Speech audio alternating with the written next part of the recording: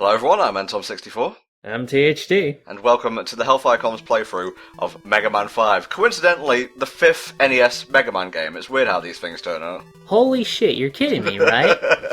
Oh, THD, you are a jokester. This was the last of the NES Mega Man games to be released by Capcom in America. Number 6, I believe, was released / published by Nintendo. Oh, okay. I've actually played Mega Man 6, so I'm looking forward to that one. But this game right here, this is the game that threw me off for so many years. The whole setup with this one is that it's basically portraying Proto Man as the bad guy of this game. But the thing is, the Mega Man cartoon followed that track. It had Proto Man be, teaming up with Dr. Wily. And for years, I thought that was true until high school, where I was corrected at what actually went on in this game. So I just feel so betrayed. Well, the Ruby Spears cartoon is like the fucking Mad Libs version of Mega Man, let's be honest, dude. Yeah, that's true. I wouldn't exactly take that into precedence for anything. That was Scott McNeil voicing Proto Man, wasn't it? And Dr. Wily, he was basically talking to himself in a lot of those scenes, yeah. Wow, a German stereotype and a stereotypical bad guy. What are the odds? Anyway, welcome to Mega Man 5. We're going to start with Starman's stage. Pretty funky one. It has reduced gravity, or is it enhanced gravity? No, enhanced gravity, I should refer to Dragon Ball Z in these instances. That means everything would be heavier. No, we can jump higher now. Yeah, he's basically training in a time chamber that lowers the gravity for some reason. Like, they never trained at lower gravity, it was always higher gravity. Like, would training at lower gravity even do something for them? Well, they can fly already, so they don't need to. Anyway, I'll give you all a little bit more, in-depth backstory, because apparently the NES can't fit in proper cutscenes. From the instruction manual, Cossack to Mega Man, not doing a Russian accent, not even going to attempt one. Thank you. Cossack to Mega Man, come in Mega Man. Proto Man has gone wild, City Hall and the spaceport have been totally destroyed, and the city's power grid is in shambles. I've never seen destruction on this scale before, apart from that one time where I ravaged everything, That little thing that we all said we weren't going to talk about. Gist of this is Dr. Light has been kidnapped, and Cossack, along with Light, I believe, has improved Mega Man's Buster and made it so OP that it pretty much outclasses all of the Robot Master powers you can get in the game. Well, I hope you rely on some of the other powers as opposed to, using the Buster. Now, isn't it true that the Buster in this game, if you charge it up, fully, you get, recoil or damage off of that? Fill me in on that. It has, a bigger hurt box, or hit box, I believe. I always get those two confused, but it's, like I said, it's pretty fucking OP, so I'll be using it for the majority of the playthrough. Yeah, well, and because it was so powerful, they actually had to scale that down, I remember. In Mega Man 6, it was that bullshit. So, I've got a ton of notes here. I will read them off in lieu of proper, fleshed-out commentary. So, we're going to talk a little bit about Starman now. He was built by a certain somebody for space exploration and combat, and was designed with high agility and the ability to fight at optimal efficiency in low-gravity environments, like space, for example. That would help, I would think. The guy is called Starman, although every time now I think of Starman, I think, you ever watch those old Andrew Dickman shorts where they, interviewed the Robot Masters, and he always I want to be a famous movie star, but what I'd much rather do is direct. No, what I think of when I hear Starman is think of Star Kid, which is this old movie that's centered around this living, alien suit or whatever. I have seen that, actually. I've actually seen that movie. That suit was actually kind of cool, I gotta admit. My one big memory about that is sitting in the theatre and reading the strategy guide for Donkey Kong Country 3, trying to find all the DK coins. Anyway, this is Starman, who's apparently an ardent romanticist who enjoys watching opera and musicals, and he often refers to himself by the nickname of the Splendid Noble Youth, and dreams of someday travelling through space with a love of his own. What a tool! I'm not calling you that, Starman, because this is a guy who, he has the power of the cosmos, but he's decided to go with yet another fucking shield weapon. Come on. He's like the Woodman of Mega Man 5. Do I even need to describe what you need to do here? You just basically wait for him to toss his shield out, and then you jump over it, which is kind of easy thanks to, the lowered gravity, and then you just, counter.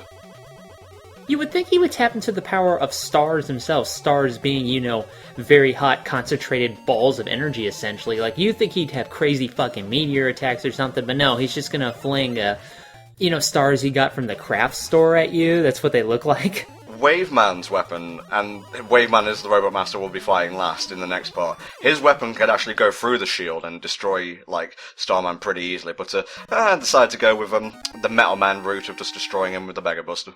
Well, like you said, the Mega Buster is so good in this game, you might as well, right? Really is. I gotta say, I love the You Gotta Power / Power Up theme in this game. That is pretty cool, and I do like how Mega Man spins around all silly. Like, I've seen that sprite before on, over on Sprite Sync, which is that big, contemplation of all the sprites from the Mega Man games. Strangely, it's not called MegaManSprites.com, which is weird, but I don't know. Contemplation? I think you mean compilation, mate. Well, some word that starts with C. Next up, we have Gravity Man. Oh, by the way, Star Crash is basically like every shield in the franchise, but you can throw it in the direction you're facing. Information over. Yeah, there you go. Although, if it's called if it's a shield weapon, I don't know why they call it Star Crash. Star Shield would have made more sense. Star Crash kind of sounds like a screen nuke when you think about it. You'll come to understand why it's called that when we face Gravity Man, but a little bit about the level. This takes place in a anti-gravity institute. The people of 20XX, and apparently Mega Man 5 was the first game to start saying 20XX instead of 2000X, and the people of this time have far too much time and far too much money if they're dicking about with this. It's kind of like the people in the 7th Pokemon movie. No, I've always been a fan of anti-gravity levels. I can think they're pretty fun. But what's weird sometimes in some of these games, it's not really doing it here, but sometimes when you're, on the ceiling like this, and then it treats, holes in the ceiling also as pits because you went off screen for that, because I know that happens a lot in, Strider, for example. So it's really kind of weird when the rules for that change between games. Like, should I go down to continue? Should I go up? What am I even doing anymore? The colours of the stage, I don't know if you'll agree with this, and I don't really care if you do or not. They kind of remind me of Brightman's stage from the previous game. Oh, hey, look at this guy. It's actually kind of a proto-Nightman in a way. I was going to say Gutsman, because you know how much a certain somebody likes Gutsman. That's true. Gutsman is, the first ever Robot Master he got out of, the toy department, and Dr. Wily is I'm just going to keep making that over and over. Gravity Man, true to his name, has the ability to control gravity thanks to a unit installed in his body, and he dislikes space because obviously there's little gravity found in space. The only problem is that if Gravity Man ever ended up in space, he would stop thinking. But back there you were collecting those M's? What are those for exactly? Yes, there are, I think it's 8, different letters, 1 per Robot Master level scattered about, and if you collect them all and spell out Mega Man 5, or Mega Man V to be more precise, you will unlock Beat, who is a little bird who essentially acts like Cheese from Sonic Advance 2. Act like Cheese? You'll have to remind me of that? A little child that can fly about and destroy things for you. Oh yeah, that is pretty useful, and he's actually a recovery move also in Smash Brothers as one of his customs, probably one of Mega Man's best recovery options. This is why it's called Star Crash. This is by far the best way to take out Gravity Man. I thought that would make Gravity Man, crash onto the ground, but even then you're just kind of accidentally ramming into him. It should be called Star Ram, therefore. Well, we know how pedantic you like to be. Oh, here comes that beat again. Help me! Kind of a downgrade from the You Got Power Up scene from the previous game. Yes, Gravity is pink and purple. I don't know about you, but that's what I always see it as. Look, alright, there's only a limited number of colours they could use for the NES. They had to invent new ones for Shovel Knight, for God's sake. Oh yeah, and then they made Mega Man 9 and 10 for modern consoles anyway, but that didn't really stop them, did it? This guy, Gyro Man, reminds me a little bit of, I think it was a Robot Master from 9, called Tornado Man. Yeah, well, Tornado Man is really kind of more of a direct reference to a Harpooya from Mega Man Zero, but I can definitely see the similarities there. And Splash Woman, obviously, was a huge Leviathan, reference, which is weird because they didn't reference the other two Mega Man Zero Guardians, which is strange. This level takes place in a hanging garden. Gyro Man was ordered by a certain somebody, and I'm trying to keep spoilers at a minimum here for this 20-year-old game, to take over this hanging garden and obtain money from the admissions fee, but the attendance dropped as soon as he took over for reasons that I can't imagine, and Gyro Man became bored.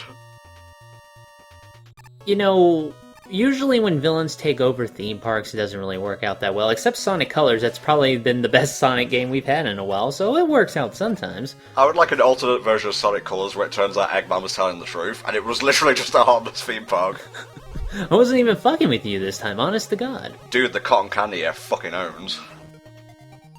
The big thing about this level, bottomless pits everywhere, because since it's a hanging garden, it's hanging above the ground, and if you can't see the ground, you have bottomless pits. Thank you, this has been Level Design 101.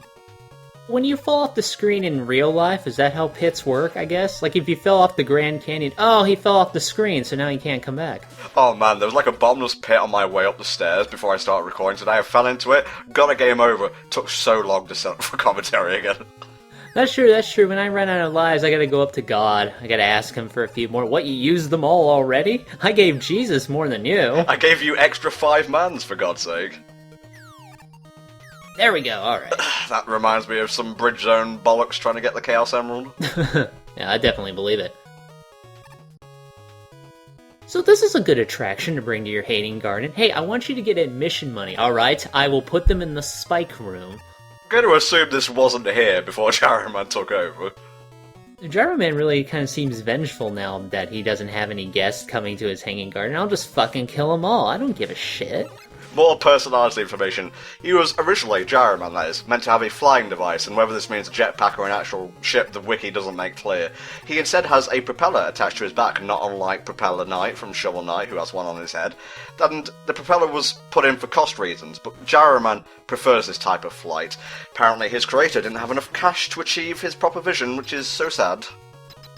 I do also want to briefly mention, well, I can talk more about it in the next stage, but Gyroman has a pretty good NetNavi version, I think. This fight is piss easy. You just activate gravity hold, and then you jump over the propeller, you wait a bit, and then you use gravity hold again, and just keep repeating. Oh my god, do you mean he's going to attempt to crash down on where I was standing a couple of seconds ago? Jesus Christ! Yeah, I'm waiting for him to do something, and it's not happening. Keep on waiting, mate. Okay, somebody has spread clearly too much cotton candy across the trop. I guess Gyroman just hoarded it all for himself from the Hanging Garden. That was his ulterior motive.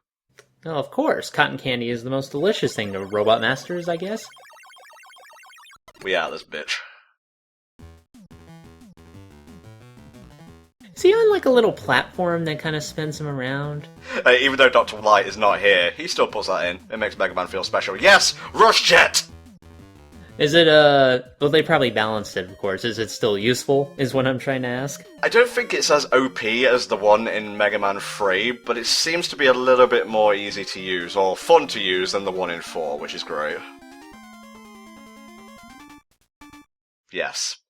Yes, that is Crystal Man. I'm not really sure about the viability of him as a robot master, to be honest with you, but oh well. I have no data whatsoever, and I say that like it's important secret information, about this level, but apparently Crystal Man was created to fund his creator's pet projects and the like. Well, actually, you know what? If he can grow like priceless crystals, I can totally see that happening, and that's actually a useful idea from his creator. Well, no, it's like artificial crystals, but I imagine they still sell for like a high price and whatnot. And Crystal Man was designed by, apologies in advance for pronunciations, Yusuke Murata, the same designer of Dustman, who is also the artist of Ice Shield 21, the manga. Like I was mentioning earlier, I wanted to mention briefly about, some of the NetNavi versions of these characters we've seen so far. Starman in particular, I believe he first showed up in Mega Man Battle Network Transmission, and he was also a playable NetNavi in Mega Man Battle Network 4.5 Real Transmission, which we never fucking got, and I'm so mad because I have always wanted to have, like, a NetNavi. I've said this many times before, but having, like, a NetNavi on your phone kind of thing would be fucking amazing. And Pokemon Go was announced not too long ago as of this video's recording, so hopefully a NetNavi kind of thing is in the works.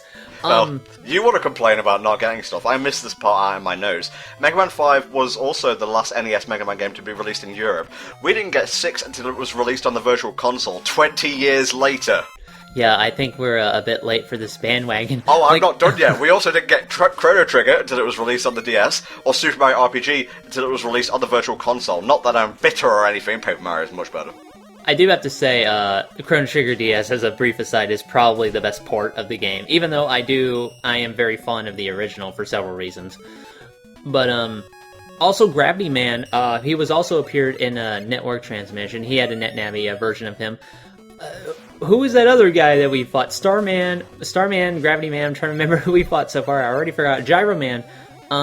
He showed up in... First off, he showed up in Mega Man Battle Network 5, I believe, and he has this cool ability where he can actually transform into a helicopter mode, which looks pretty great. You notice how that V was basically suspended in midair? Yeah, if you miss that, you're going to have to die and go back and get it. Oh, those are always fun, you know, those kind of collectibles. I mean, the one in Gyro Man stage was pretty do or die as well, but at least you had to utilize, like, skill to get it. Like, you knew where it was ahead of time. That guy, I just noticed he had rockets on his shoulders to help him stomp down. Like, I can't believe he needs help for that. You'd think force would help. Anyway, this is Crystal Man. His weakness is, I believe it's called the gyro attack. Basically, what gyro attack does is you can shoot it out, and like once per like rotation, I guess you can make it change direction. So you can like shoot it out and make it go straight up, which is pretty unique.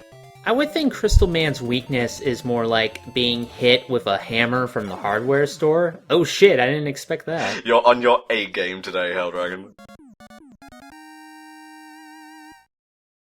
Let's get out of here. I'm not comfortable wearing green all the time. It reminds me of Toad Man, and that's never a good thing.